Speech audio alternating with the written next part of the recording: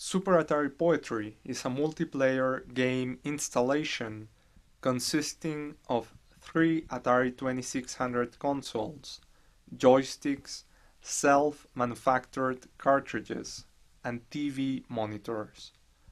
Each cartridge holds a group of verses that are constantly changing colors, which can be manipulated using a joystick.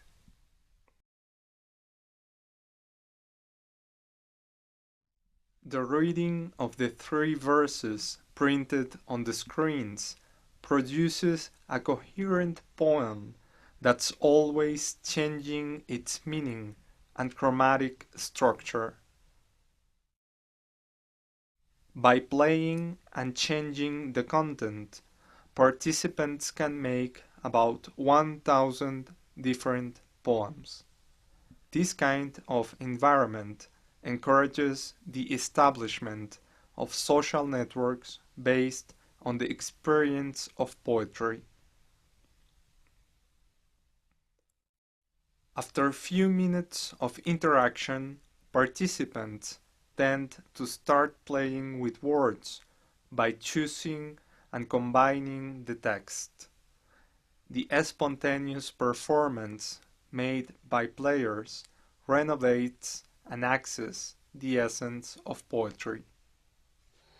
Memories melt away in the womb of distance. When the other of me takes a nap, trapped inside of a sterile seed. Somebody rests in algae wounds. and words survive, Somebody rests.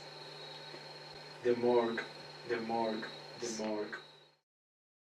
Here, programming language plays a major role in the construction and exhibition of poetry. Both programming and natural language take part of the same experience. In order to build the game cartridges, sentences had to be translated from English to assembler, also known as machine language. In contrast, the Atari interprets the code and displays an image that becomes language that people can understand and, once again, interpret. Through this work, I explore the connections between technology and language.